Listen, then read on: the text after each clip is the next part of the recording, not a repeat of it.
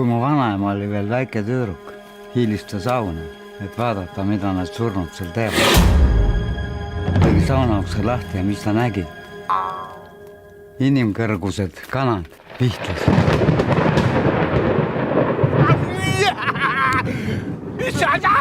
Kratile hinge osta. La primera pel·lícula que hem vist avui ha sigut November. És una pel·lícula que ens ha agradat molt, en blanc i negre. Passa a Estònia, en una localitat preciosa. És molt difícil definir l'argument d'aquesta pel·lícula, Sí. perquè són com...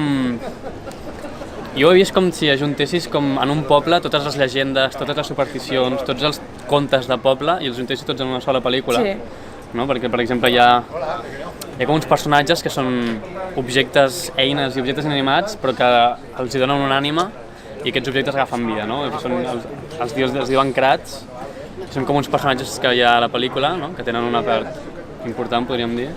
I després, per exemple, també ressusciten... Bueno, ja tracta molt amb els morts. Sí, exacte.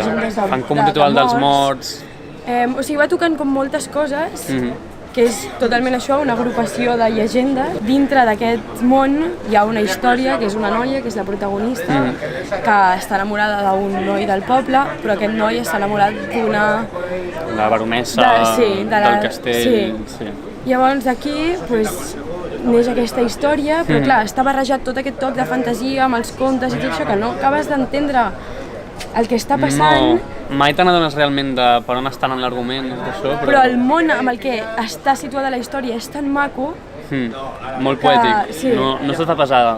No es fa gens pesada. Et va sorprenent, hi ha moments molt poètics, hi ha moments molt còmics, que ens hem rigut molt, hi ha moments molt potser tràgics o no sé, cap al final també.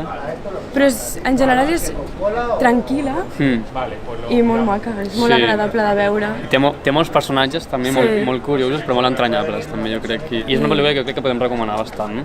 Jo la recomano moltíssim.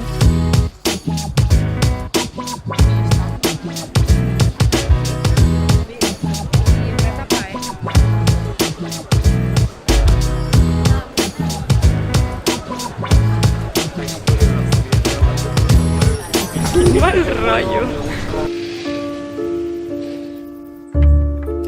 Петровна, можешь подменить меня на следующей неделе? Случилось что? Мне свидание дали, надо поехать на пару дней. Первый раз, что ли? Муж за что сидит? За убийство. Кого убил-то? Никого. Следующий! Я могу знать, где мой муж. Mentre el Berni estava veient Okja, el Jaume i jo hem anat a veure Gentle Creature. És una pel·lícula molt llarga, dura 2 hores 40, però realment està tan ben feta que ni molt menys sembla que estigués quasi 3 hores al cine. Durant tot el principi, jo diria fins l'última mitja hora, és una pel·lícula molt lenta, bastant fosca, molt realista. És una història d'una dona que el seu marit està a la presó i vol anar-lo a visitar i tothom li posa molts problemes i l'enganyen i uns li diuen una cosa, els altres se li fa impossible. I de sobte la pel·lícula té un gir impressionant i entra la fantasia i no sé com explicar. Fa aquest gir fantàstic i que entra la fantasia i passa a ser una pel·lícula molt fosca, tenir molts colors, molta llum, però tot i això tens un neguit perquè no saps què li passarà a la protagonista, pateixes per ella, és una dona molt delicada i, bueno, i al final sorprèn. No m'ha agradat al final personalment i al Jaume, que ha hagut de marxar, tampoc li ha agradat, és l'únic.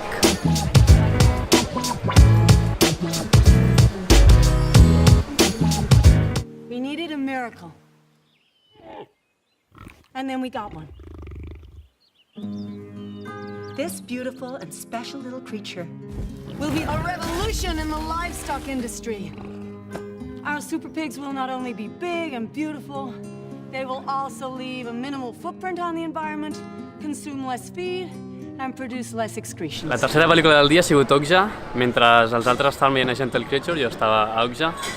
Okja, si ho resum molt ràpid, és una pel·lícula que tracta sobre una criatura que és una mena de porc gegant, un porc molt gran, que és un porc creat genèticament per una empresa que els vol vendre per fer menjar, bàsicament.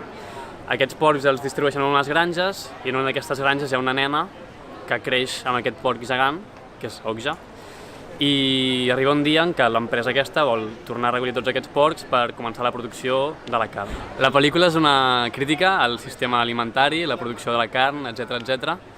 I és una pel·lícula que a mi m'ha agradat molt, és una pel·lícula que realment t'impacta quan la veus, estàs pensant molta estona, i és una pel·lícula que recomano que la gent la vegi i que la gent pensi, que després cadascú tregui les conclusions que vulgui, però que la vegi i que la gent pensi.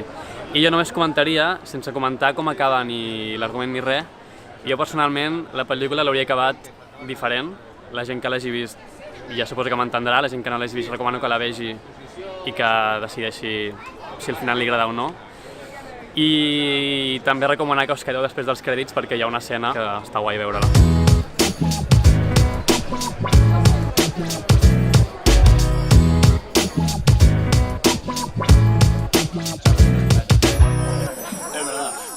Jo vaig estar aquí amb el Faust